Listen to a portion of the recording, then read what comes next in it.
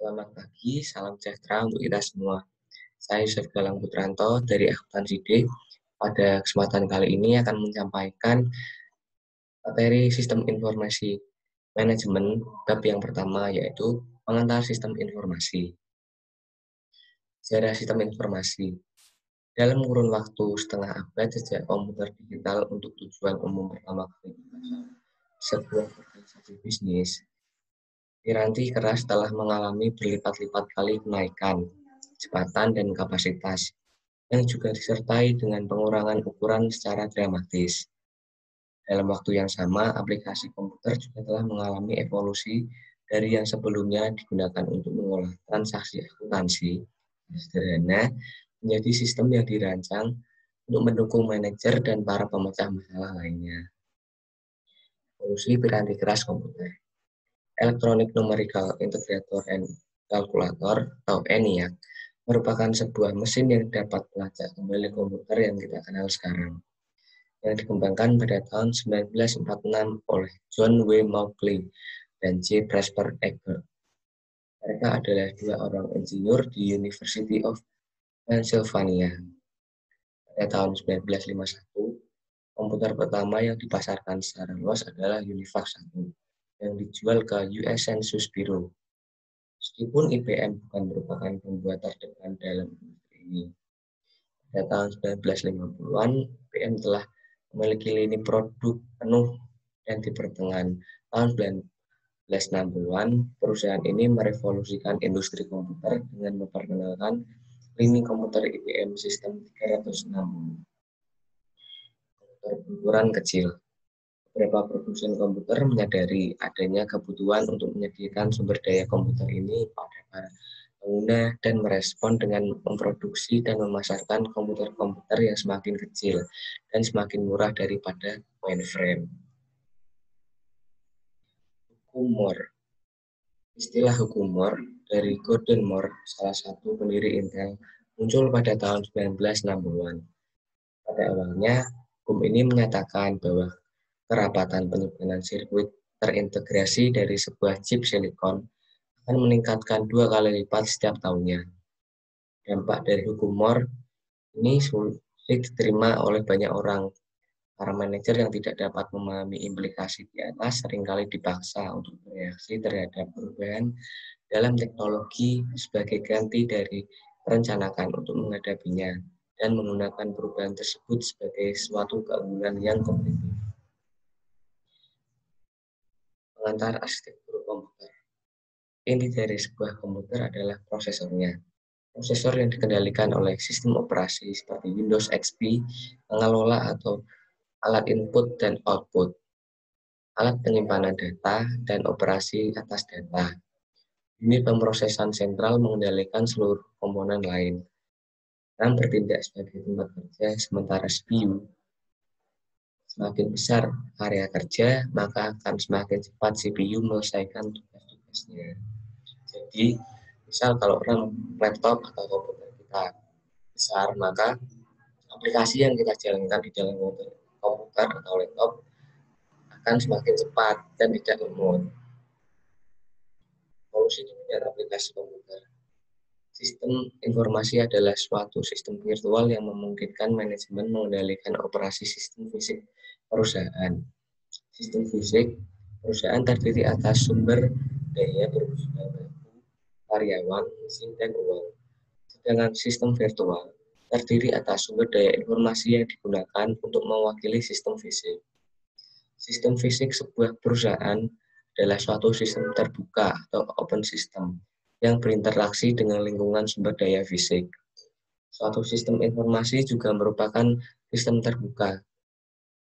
Sistem tertutup adalah sistem yang tidak berkomunikasi dengan lingkungannya. Sistem pemrosesan transaksi. Sebelum komputer ada, sistem virtual perusahaan adalah kombinasi dari proses manual mesin pembukuan yang digerakkan oleh kunci dan sistem kartu berlubang atau punch card system yang memproses data perusahaan. Data terdiri atas fakta dan angka yang biasanya tidak bermanfaat karena volumenya yang besar dan sifatnya yang masih belum diolah. Sistem berbasis komputer yang pertama disebut pemrosesan data elektronik atau Electronic Data Processing System. Belakangan istilah sistem informasi akuntansi atau Accounting Information System mulai dikenal. Ini sistem pemrosesan transaksi merupakan istilah yang umum. Sistem ini berbagi satu ikatan yang sama, di mana mereka memproses data yang mencerminkan aktivitas perusahaan. Sistem informasi manajemen.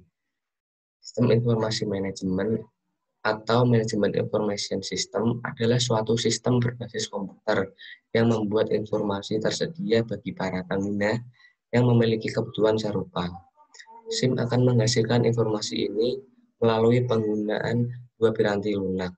Yang pertama, piranti lunak membuat laporan yang menghasilkan laporan berkala maupun laporan khusus. Laporan berkala dikodekan dalam suatu bahasa program dan disiapkan sesuai jadwal tertentu. Kalau laporan khusus, yang sering disebut pula laporan ad hoc, dibuat sebagai tanggapan atas kebutuhan informasi yang tidak diantisipasi sebelumnya. Yang kedua adalah model matematis, menghasilkan informasi sebagai hasil dari suatu simulasi atas operasi perusahaan. Output informasi yang dihasilkan oleh SIM akan digunakan oleh pihak-pihak yang memecahkan masalah dalam mengambil keputusan, guna memecahkan masalah perusahaan. Sistem kantor virtual. Sistem ini awalnya sederhana dan bersifat administratif. Namun, kini biasanya disebut sebagai sistem produktivitas pribadi atau personal productivity system. Di masa ini, manajer menggunakan teknologi untuk melakukan pengelolaan sendiri atas bagian tugas-tugas administratif. Sistem pendukung pengambilan keputusan.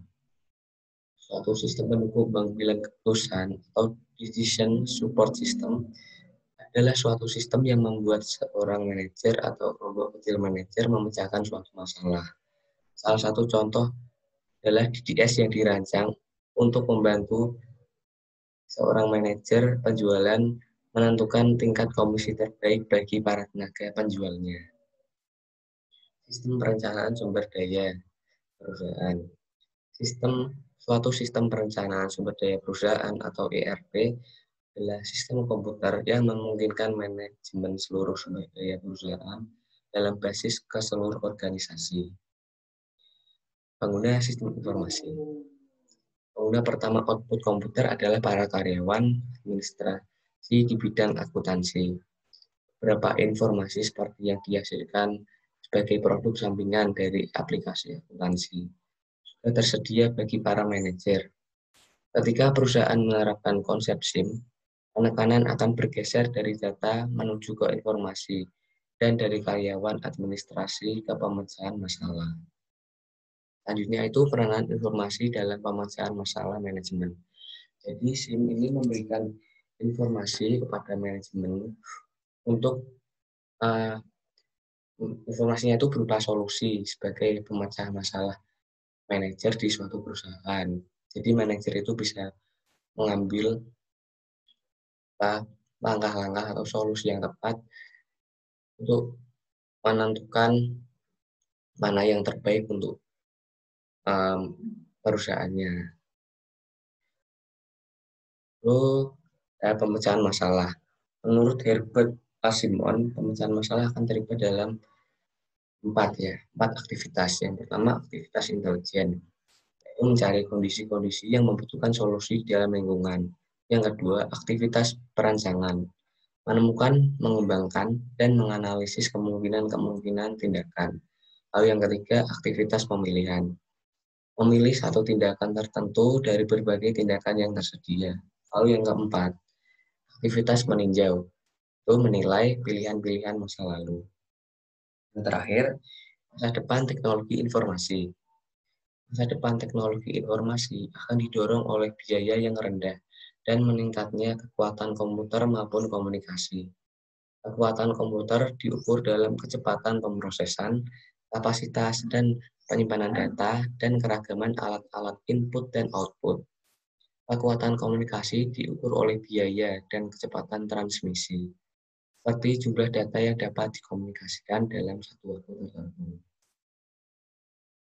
Jadi, Eh, Sekian presentasi dari saya. Mohon maaf apabila ada kesalahan. Semoga ini dapat bermanfaat untuk teman-teman semua.